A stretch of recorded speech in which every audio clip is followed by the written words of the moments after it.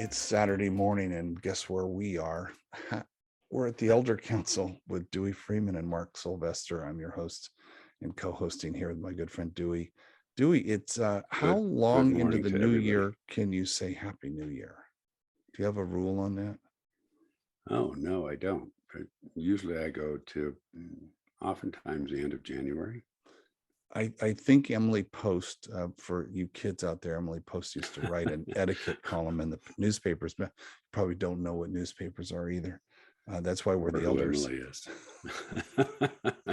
If you know who Emily Post is, you can join our show as an Yeah. elder. Some people, it's like after 3 days, it's like stop it, no, it's over. Really? Yeah, stop it. Some it's like Happy New Year is, yeah, like noon on the first. And then some it's, if you haven't seen, I think if you haven't seen someone during the month of January and you see them again, you can do Happy New Year. Got it. Yeah, a lot of times halfway through January, I sort of start switching to, you know, I hope you have a great year. I'm wishing you a good year or something like that instead of just a Happy New Year. So that makes Today there's sort of a slider. I'm really interested in, I'm having conversations about creativity this week, Hmm. and I want I to, hope they're creative conversation. they were extremely creative conversations. And part of I think I'm going to call the show Cultivating Creativity, because Mm, I have experience with talking to people who don't self-identify as being creative. really? Yeah.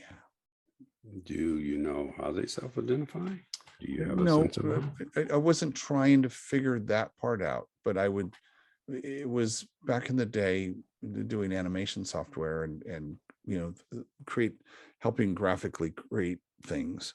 People go, but I'm not creative, Mark. Like, we create things for creative professionals. And someone said, I don't identify as a creative professional. And me, that's so who I am. It's hard to hear that because I feel bad for them, Well, bad that they don't see themselves as creative. that they don't experience the joy of creativity. Um, so, in your world, what creates the opening? Speaking of creativity, what creates the opening for being creative? A problem. Mm, okay. Almost, gosh, man, I don't want to talk in superlatives, but I'm going to say the majority of the time when I find myself being creative, it is in the pursuit of a solution. Mm. Is in that pursuit of a solution, are there any particular attributes that for you help you jump into it? And that may be a loaded question because I actually have a thing in mind that I want Do you to want at me to some ask point you want to that throw in. question? No, not yet. I'll answer you answer and then you ask me. I actually, it's interesting you put it that way, because I addressed this in my TED talk, that when you recognize that there's a problem or a thing to be done, Mm, hey, I need to create a one-page description of a program. Okay, or I've got to figure out how I'm going to outwit the damn squirrel who keeps getting my bird seed, right? Both are examples of creativity, or in some cases maybe ingenuity, which I think is related. um, and it is, for me, recognizing there's an opportunity to solve a problem, or there's a problem that needs to be solved. Then I have to decide, is it my problem to be solved? okay. Right. So we have a saying around here, not my circus, not my monkeys. Right. Mm-hmm. So is it mine to solve? Meaning, and do I have the green field in which to solve it? Can I try lots of different things I don't have to go ask for permission or ask for guidance or how would you like it solved. That's different, Mhm. right? In the sense of, hey, here's a bunch of what I do a lot of the time is organized information so that it can be consumed. That's a long way of saying, take a bio. I did this yesterday. Took a bio of a friend of mine and turned it in the bio and a whole slew of pictures, turned it into a website about him. Mhm. And being able to, how do you break the information down? What's a great flow for how we're going to read about this man? And how do the pictures support the imagery, the text? And I love that. And that was being creative because there was no rule to how I had to solve the problem. I just knew there needed to be an artifact at the end of the day that he could send people to and say, this is who I am. And so, but Okay. it was my responsibility, or I took on the responsibility, if that's what it is. And I think what happens then is, for me, I'm not asking permission anywhere for the initial Right. creative part, like the initial get the thing done, get my vision of whatever the thing is, whatever the answer is. Then I've learned how to park my ego so that I can then take notes on the creation and not, so okay, I didn't like the blue. That was a choice I made, was blue. I like green. Okay, great. Green's great. But I picked the fact that there is a color here instead of nothing. Right. Right. Right. Right. And its ability, it's the taking notes and listening, and that I love that part of it, because we've heard writers say that the writing isn't the hard part, it's the editing. That so true. So I think that's the same in creativity. So what I love is the initial rush of making the thing and doing all the stuff you have to do, and then see how that works. The same with cooking, except with cooking, dude, it's already cooked. Next time I make that dish, yes, maybe a little less oregano. Got it. One of the things that I think about when I think about creativity is risk. Mm, And I do not believe, I believe that creativity, the level of creativity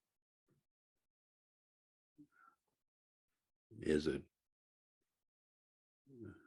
and the level of risk in creating something, those two things go together. so give me an example of that. Well, on a smaller basis, if you're cooking something or if you're putting together a website, you're putting out on when you allow yourself to be incredibly creative, say with a new dish or with a website for a person that you've taken some writing and some pictures and putting together, and you're taking a risk that you can put it out, you will put it out, and someone could be very critical of it. Somebody could go, Mark, I don't like that. And that's where, when you were talking about the ego piece coming in. But I do, or you could, for instance, go look at 50 websites and go, well, I want 30 of those websites sort of look like this. So I'm going to do this. I'm going to do that. The level of risk that we take allows a sort of level of risk that we're willing to take, allows us, I think, to be more creative. And that's on a smaller level. I'm going to ask a own a part because that very quick question. So in my meditation yesterday, it was this not thinking about the past, not thinking about the future, being in the present. Mm-hmm. And so if I'm worried about how a thing I'm creating is going to be received, whatever that is, I am living in the future. I'm not being present. Would you agree with that? Yes. Therefore, we just took all the risk out. Maybe. Talk more about that. I'm not sure. I actually saw where you were going partway through that. If in fact I'm being present, I'm now want to create the thing that I feel solves this problem I'm trying to solve, whatever that is. I'm trying to get to a place, and I'm not. Yes, I want people to like it, but that's not the driving force. If all I'm doing is making stuff that people are going to like, I'm not serving myself. I'm serving other people, and I'm in service. That's different. Right. But if I'm only doing because I'm pandering, then I'm just going to make stuff that doesn't matter if I like it or not. I'm optimizing for the return of the the attaboy or the adulation or what accolades. Take that in the edit. I got it. Well, let's say you decide to make a new dish of some sort of. I'm doing one right here. Farro with roasted squash, feta, and mint. Picture looked good. So I'm going to make that. And so you put that together and you are in the middle of a creative process. At some point, someone's going to taste that. Yes. And you're running the risk of them not liking it. Yes. I think there is a risk in there. I'm getting what you're saying, that if we're completely present with what we're doing, then that removes the risk. Let me tie a few things together here. I want to mention Kimberly, your Kimberly, and the storytelling piece that she's teaching. It's a course I'm taking right now, so I'm plugging her course. In one of her initial videos, like preview, I don't know if it's the right word, preview, but in the initial visitor videos, she talked about Wade Davis and the first TED Talk, which in my memory is 2003. Correct. And that piqued my interest too. And here's what's interesting is my Kimberly was talking about Wade Davis a few days before that. Wow. And when I heard Wade Davis's name from both Kimberlys, I went, whoa, I got to do something with this. And I'd listened to a little bit of what my Kimberly was talking about. And I went onto YouTube and looked up Wade Davis TED Talk 2003. Well, it came up 23 minutes long. My understanding is that was the first TED Talks. Is that right? No. So TED had a conference for years until 2001 where things were recorded and put out on DVD to members only. They were never ever put on the internet. So Wade was in the first, and then in in 06, 8 were released. So that one was probably taken off the DVD master and put up, because I think what they did is they went through the archives and started pulling shows and putting them back up. So it was in the early days of Chris Anderson era, which started in 2001. Got it. So that still works with where I'm going with this, because the risk of going from everything being contained to going to public, it's like people might not have liked it. That's another story for another show, and you're 100% right. And what was also interesting was in the if I look up a recent TED Talk, there's a huge stage, there's a big sort of circular, semicircular wall behind, there's high technology. It's $1 million huge production. Yeah. In this TED Talk, it was like Wade standing there, and there's a little, it looked like about a 4x6 screen up there, and and over on if he's facing me on his right, there were all the computers and and Yep. and what he was saying was also incredibly creative, and it was an incredible risk for him to put that out there, because he's, at least potentially in certain circles, could be very controversial. And but it was like, here was a group of people, and it was clear that he wasn't the only presenter on that particular day. But here's a group of people that are like putting their hearts and souls out there into the world and letting happen whatever happens. That's a fairly risky thing. And not that anybody's going to necessarily die from it, but more like, is your creativity going to be supported, or is your creativity going to be squashed, or what is that? And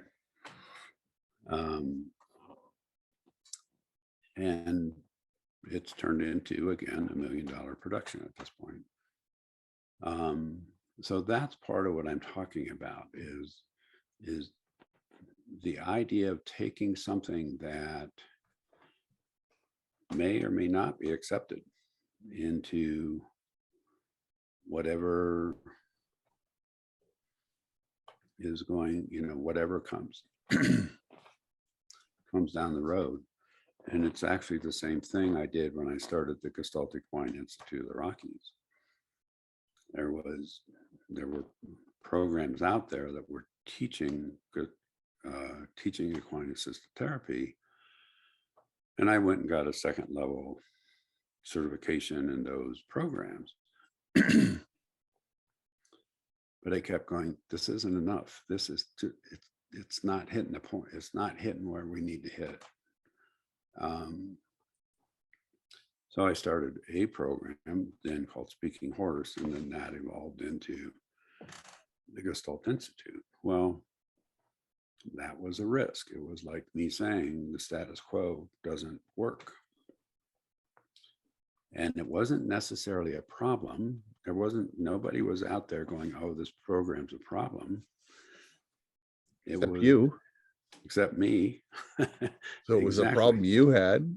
It was a problem that I had. And it was like, this isn't enough. And I literally put out in our first, after we put the first program together, we put together a very simple, straightforward website that essentially said, we are the finest Gestalt equine program in the country, which we were. And we got a bunch of pushback on that, because people are going, well, my program's just as good as yours. And it's like, well, your program's not Gestalt. Your program leaves out relational stuff. But it was like that, both the creativity of what we're doing and going, this isn't enough, and also the creativity of then diving deeper into what we were doing and staying with that even when we were getting some fairly significant pushback. So I'm retitling the show.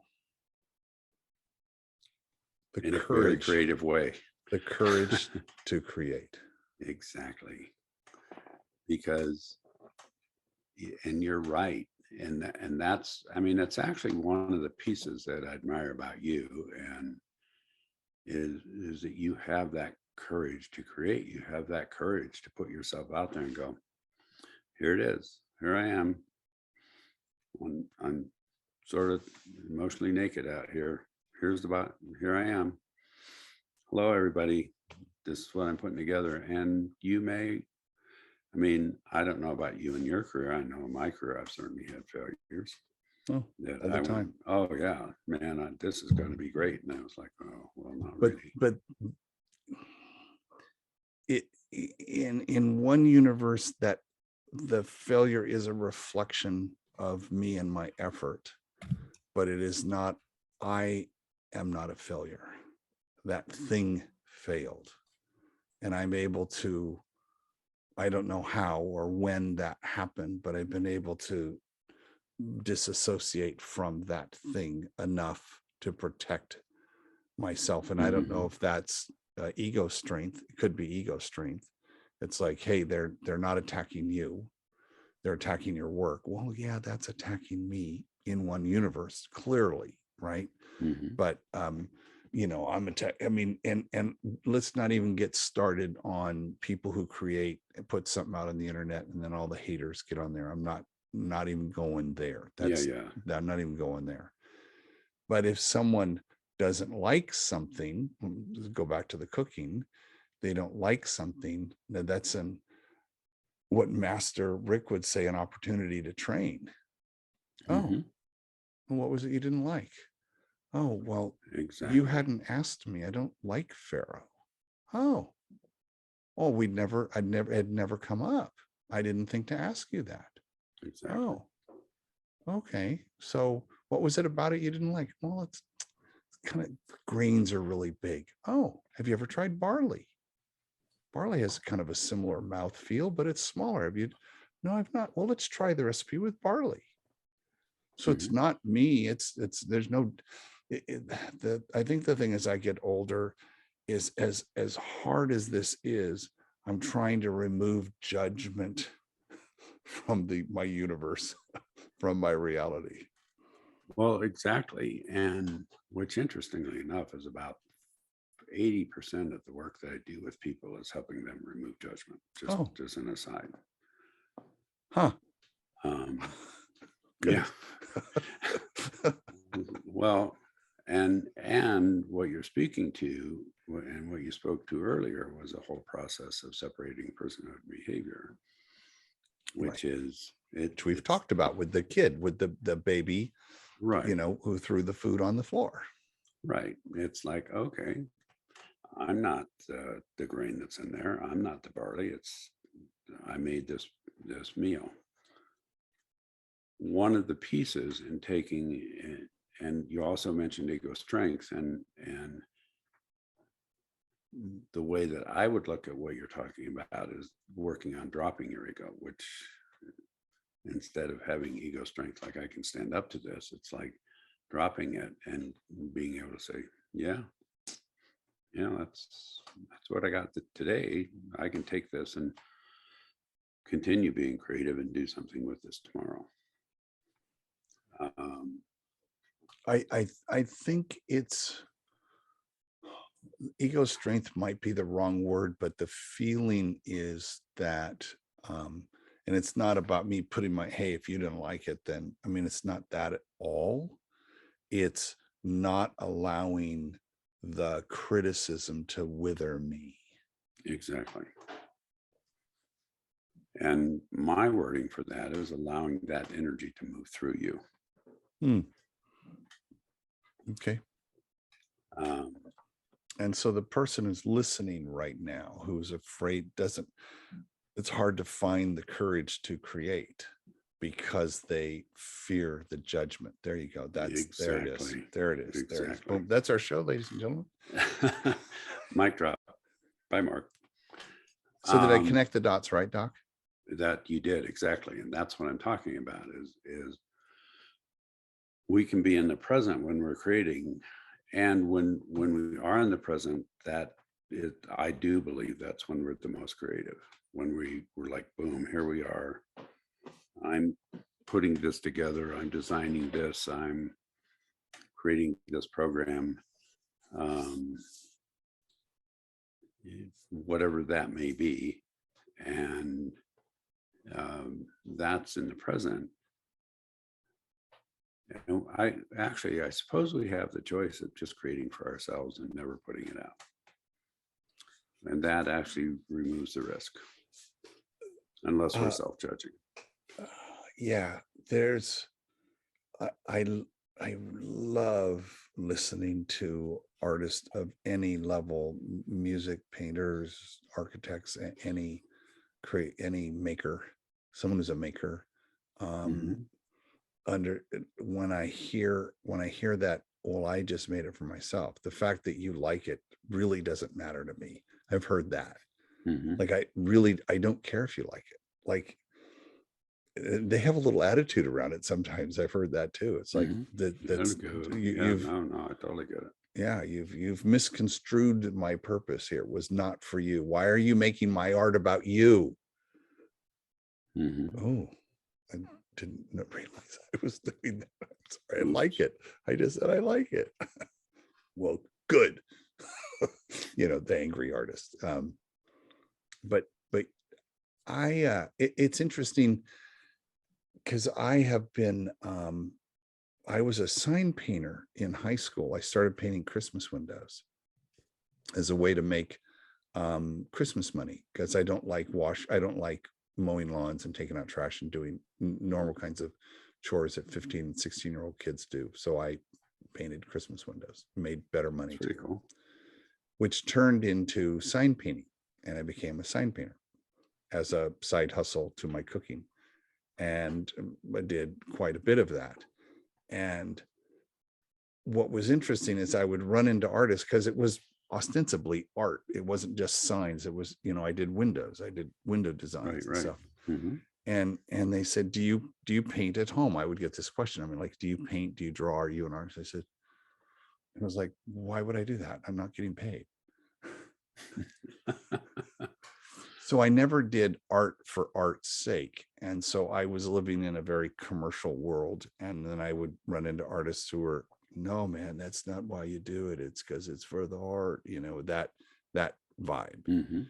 And and for me, it's always been the creation in the service of some commercial goal when I'm doing that kind of thing.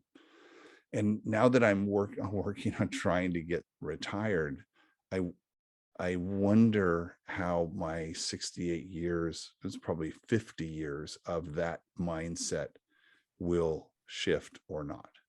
This first time I'm thinking about that, Mm. creating something just for like we're gonna, we want to turn the show into a book, right? Right. That's for the creativity of it and the capturing of it and the service of it. It's not because we're getting paid and we have a big book deal to go service. So I think maybe I'm slowly getting over to that side.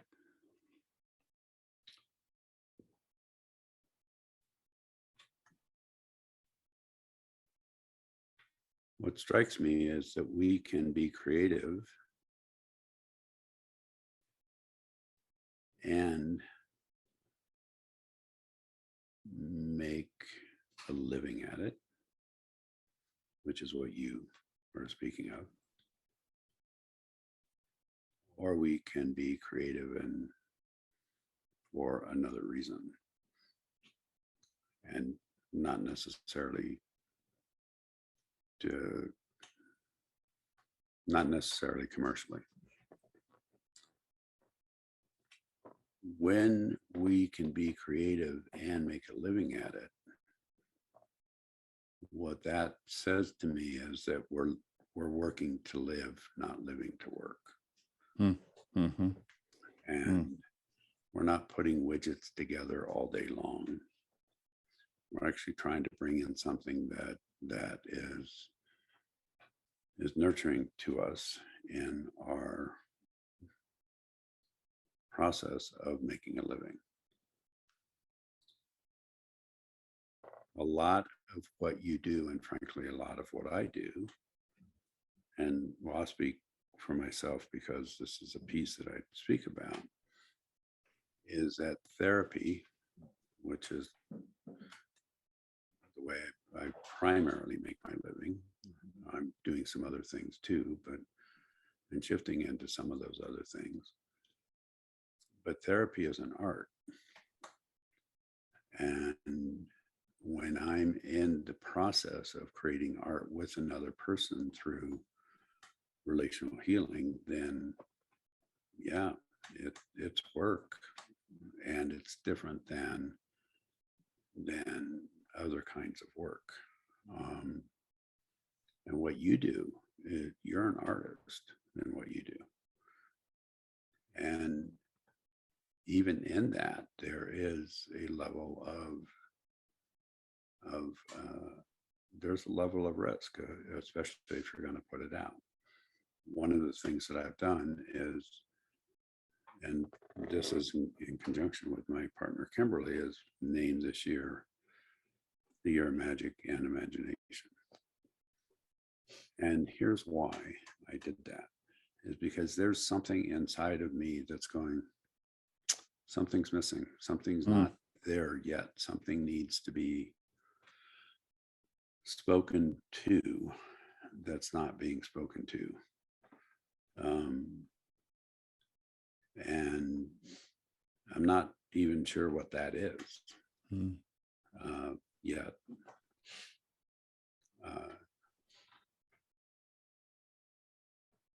So there's that there, and I don't know whether I'll do it and make money from it, or whether I'll do it and go, okay, well, that was interesting. I don't know. But it's like there's a drive inside of me. And one of the risk factors is if I put the time and energy into whatever that is,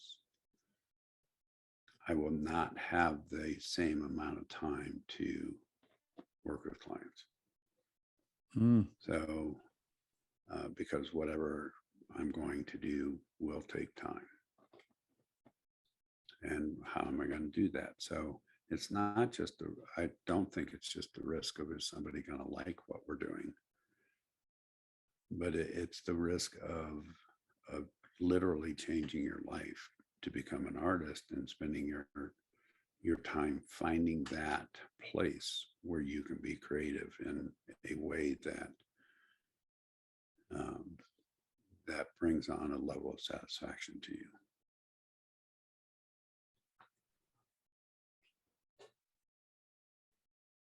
That feels like the perfect way to end this.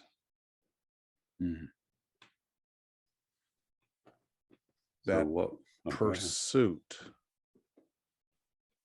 This is the question we would ask the person listening: is there something that you feel you need to do? It's an itch to scratch, to your point. Yes, exactly. And how expensive is the scratching? How expensive is that itch?